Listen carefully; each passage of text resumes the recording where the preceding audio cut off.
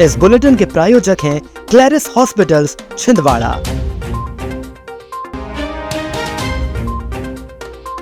पूर्व सांसद नकुलनाथ के नाम से बनाई फर्जी आईडी।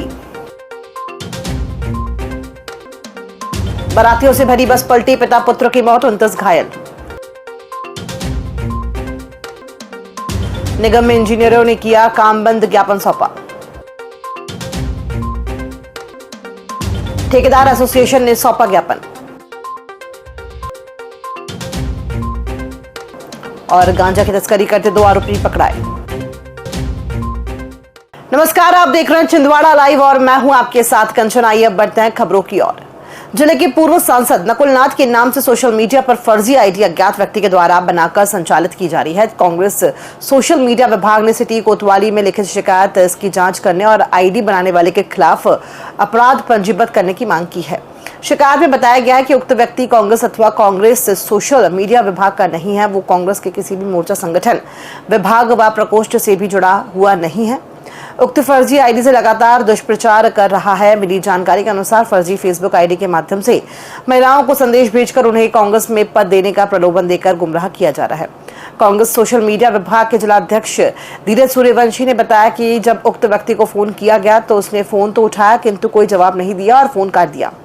सुरेश कपाली, नितिन उपाध्याय, गौरव पराते, स्वप्निल शर्मा, सचिन दुबे ने पुलिस से मांग की है कि तत्काल साइबर सेल के माध्यम से उक्त आईडी को बंद किया जाए। एक लिखित शिकायत दिए हैं कि माननीय पूर्व सांसद नकुलनाथ जी की एक फर्जी आईडी चलाई जा रही है और उससे मैसेज भी भेजे जा रहे हैं। उक्त संबंध में हमने लिखित शिकायत आवेदन पत्र प्राप्त करके और साइबर सेल को प्रेषित किया है और इसमें देखा जाएगा कि उक्त कृत्य किसके द्वारा किया जा रहा है। जांच में ले लिया गया है, जैसे ही पता चलेगा उसमें कार्रवाई कर ली जाएगी। अमरवाड़ा विधानसभा के हड़ाई और बासुरिया के बीच में बारातियों से भरी बस पलटने से 29 बाराती घायल हो गए हैं, जबकि 2 लोगों की मौत हो गई। जानकारी के अनुसार घटना शुक्रवार सुबह की है, जहां नरसिंहपुर आमगांव से बारात धनोरा भूमिका आई हुई थी और वापस लौट रही थी। तभी ड्राइवर को नींद की झपकी आने से बस अनियंत्रित होकर पलट गई। हादसे में गिरेंद्र सिंह ठाकुर और राहुल ठाकुर की मौत हो गई है। वहीं 29 लोग घायल हुए हैं, जिनमें 3 बच्चे, 3 महिलाएं और 23 पुरुष शामिल है। सभी घायलों को हरई हॉस्पिटल इलाज के लिए भेजा गया है, जहां उनका इलाज जारी है।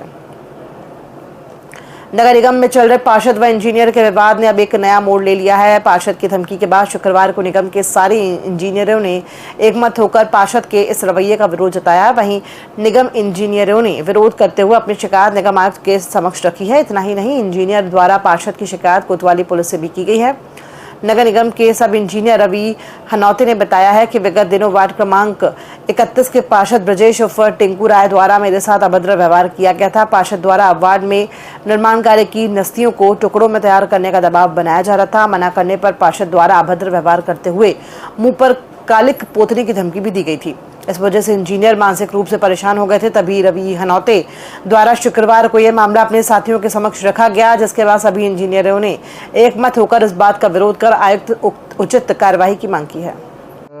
वार्ड नंबर 31 के पार्षद ने 21 तारीख को मोबाइल पे इल्लीगल काम करने के लिए दबाव बनाया गया, जिस संबंध में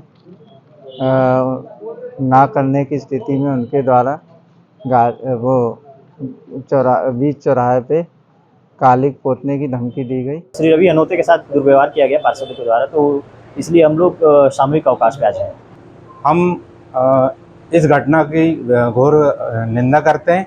मध्य प्रदेश नगर निगम नगर पालिका कर्मचारी संघ की ओर से हम इस घटना की घोर निंदा करते हैं और तकनीकी जो हमारा संगठन है इसका हम समर्थन करते हैं। जो भी कार्रवाई होगी हम इनके साथ रहेंगे। इंजीनियर नहीं है, हमारे निगम के और भी कर्मचारी थे जिनको कोई इस बात की तकलीफ है। किसी रवि हनौते हमारे इंजीनियर हैं, वो एक वार्ड के सम्मानीय पार्षद द्वारा कुछ उनके साथ अभद्र व्यवहार किया गया, गलत फाइलें बनाने के लिए दबाव डाला गया है, जिसकी शिकायत उन्होंने की है। और सारे समय जो उपयंत्री हैं और टेक्निकल स्टाफ हैं, साथ में निगम के अन्य कर्मचारी भी थे, वो इससे आहत हुए हैं और उन्होंने अपना ज्ञापन दिया है। इंजीनियरों के ज्ञापन सौंपने के बाद ठेकेदार एसोसिएशन ने भी अपनी पक्ष रखते हुए आयुक्त के नाम ज्ञापन सौंपा है।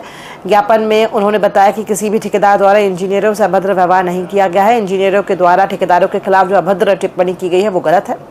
इंजीनियरों द्वारा ठेकेदारों की छवि को धूमिल करने का प्रयास किया जा रहा है। एसोसिएशन ने आयुक्त से मांग की है कि उक्त मामले की जांच कर उचित कार्रवाई की जाए। बंद करो बंद करो बंद करो बंद करो आए दिन ठेकेदार और अधिकारियों के बीच में बस यही छपता रहता है, हमेशा यही विवाद की स्थिति बनी रहती है।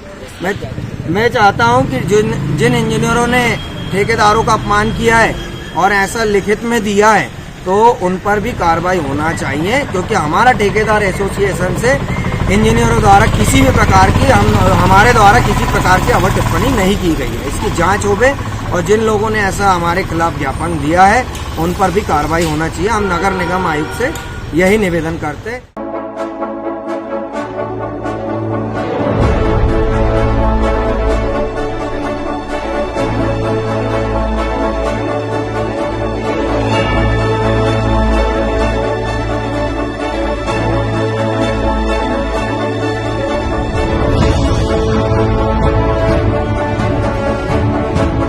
छिंदवाड़ा में शुक्रवार को 2 गांजा तस्करों को 6 किलो मादक पदार्थ के साथ गिरफ्तारी किया।